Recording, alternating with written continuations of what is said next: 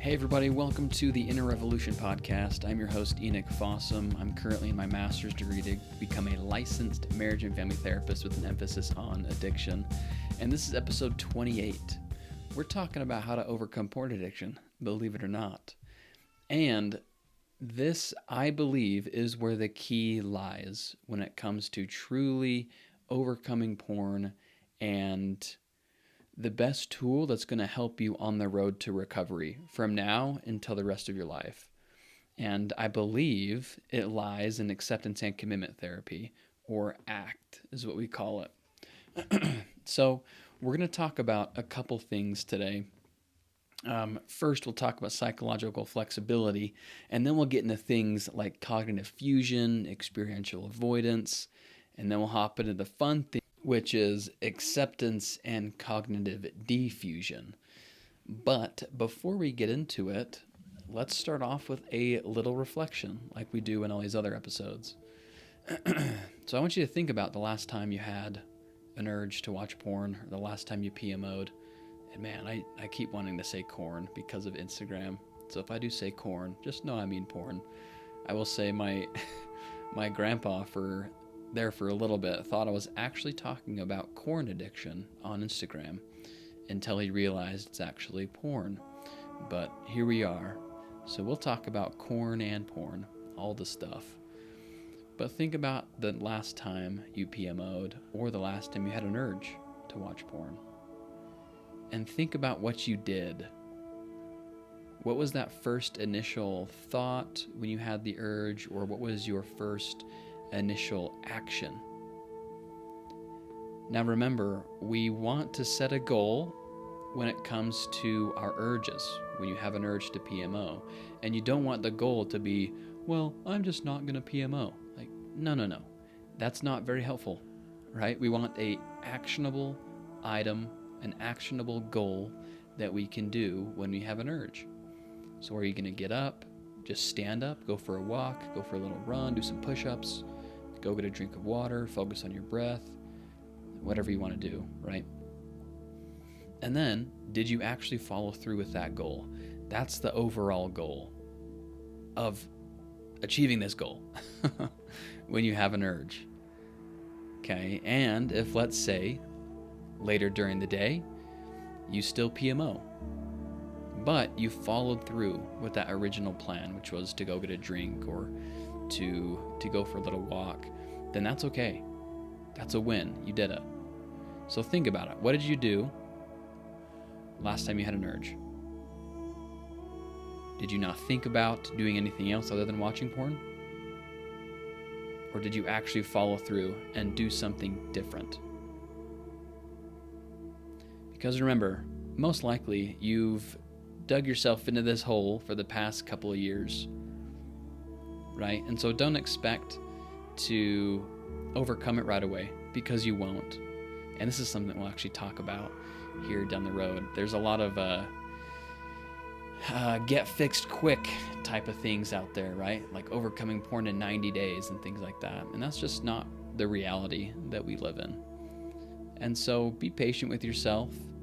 And when you do have an urge, we have to slowly retrain our brains.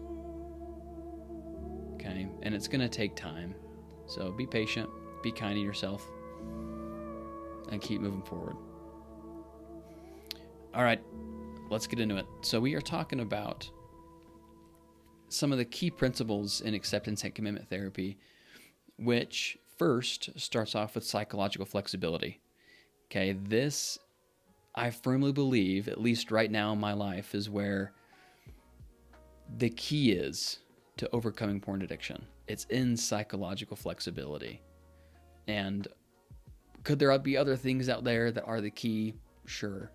But I feel really strong about this right now. And I think we're close. We're close to cracking the code as far as porn addiction goes. So here we are. It lies in psychological flexibility, and this is the overall goal of acceptance and commitment therapy. And it's going to be the goal of recovery. Okay, so psychological flexibility is committing to the present while seeing your feelings, thoughts, and emotions for what they are. And then from there, making a decision based on your values and the person you want to be. So it's learning to adjust and roll with the punches, essentially, but do that in a healthy way. Because when you think of porn addiction, let's say you're having a really good day, you haven't PMO'd in weeks, and then all of a sudden you get hit with this massive urge, right? You get uppercut. Ooh, huge. Normally, when you are psychologically rigid, that's the opposite of psychological flexibility, if you couldn't tell. But when you're psychologically rigid, it's really hard to make adjustments and to change. And so when you do get hit with that urge, you just kind of follow through and you go with it, right? But when you are psychologically flexible, you're able to adapt and to change to the circumstance that you're currently in. And we'll talk about a couple tools that you can do when you do find yourself in that situation. It's an important thing to note here too, that your mind is not your enemy, okay, when it comes to, just life, not even addiction, just life. Your mind is not your enemy, but it's not your friend either. Your brain is a sophisticated, really smart tool, and that can either make or break you, right?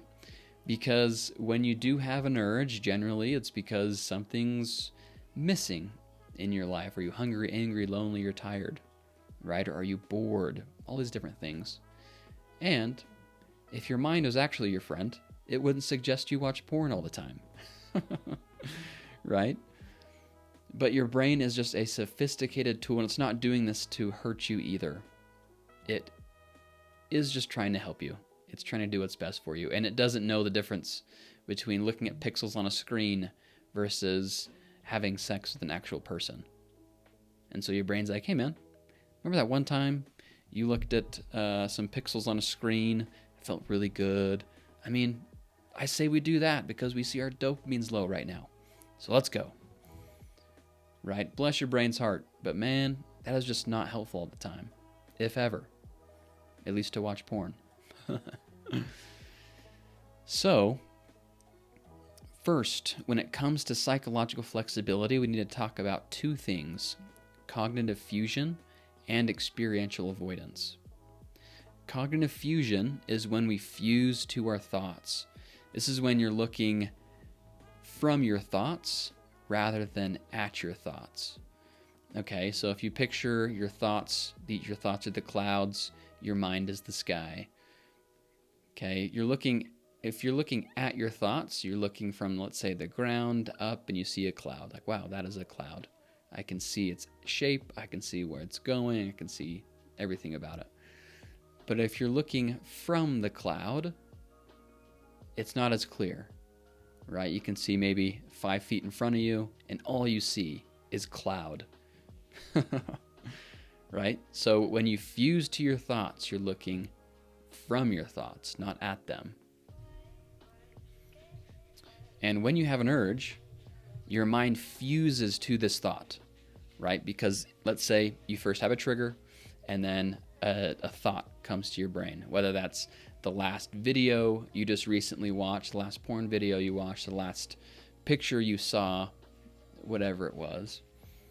Your brain takes that thought and you fuse to it.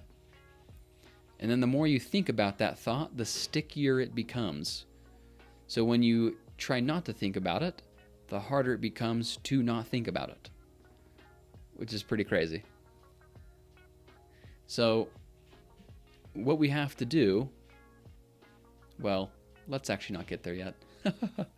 We'll talk about what you do with cognitive fusion. But does that make sense? Like, think about the last time you PMO'd and think about the first thought that you had. You just kind of went with it, right? You fused to it. And then you're like, no, I can't be thinking about this right now. Or why am I thinking about this? And then the more you try to fight against it, the stickier it becomes. And it just keeps coming back over and over again. Now let's talk about experiential avoidance. This is when we avoid uncomfortable thoughts, feelings, emotions, or experiences, memories, etc. Now, how do you generally avoid things that you need to do? Well, right now you scroll on your phone, watch YouTube. That's a big one for me. Instagram, I can catch myself pretty easily when I'm starting to do that loving death scroll. But YouTube is the one that gets me, watching different videos of things that I like, right? So we do anything but do what we actually need to do. We avoid those. And experiential avoidance happens because we are unwilling to experience the uncomfortable thoughts and feelings in our life. And as humans, we tend to seek pleasure when avoiding pain. Okay, so think about that. If you're addicted to porn, where will your brain turn when you need to avoid these uncomfortable things? Exactly. That's what I thought. So what's next? So we have cognitive fusion and experiential avoidance. So what do we do when we catch ourselves in these cycles or in these circumstances? Psychological flexibility is the key to recovery. And this is done through acceptance and cognitive diffusion. There are many other helpful tools within ACT that we can talk about. And I mean, this is one of many ACT episodes. And this is already, man, I don't even know how many episodes we've already had with ACT so far. We've had a good amount because this is the key. But with psychological flexibility, there are two things that you can do to at least start. Okay, and that is through acceptance and cognitive fusion. So let's talk about acceptance first. Acceptance is allowing your experiences to exist as they are. And this is commonly misunderstood. Acceptance doesn't mean enjoying every experience or wanting specific experiences to happen. Acceptance means having a willingness to experience things as they are fully, without defense. Okay, so let's say you have an urge to watch porn. Generally, what tends to happen when you have an urge? You might freak out a little bit, or think you're a terrible person, or say, oh man, I did this program for 60 days and they guarantee that I'd never watch porn again, but here I am, I have an urge, and I'm really scared. Okay, so first we need to accept that thought. Accept it for what it is. Let it exist. Let it be there. And you don't have to judge it. It's not a bad thought. It's not a good thought. It's just a thought. So you look at this thought objectively. Pretend again, you're here on the ground, you look up, you see a cloud. It's just there. That's all it is.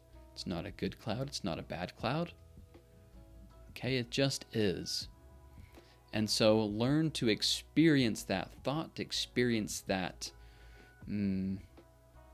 experience for what it is. Okay? The issue when it comes to our thoughts and urges is we tend to freak out and we label it, say, oh, that's bad, or I'm bad for having this thought. And that's not true. Okay, it's just a thought. Thoughts can't hurt you. It just is. So it's interesting and important to know that acceptance is not natural.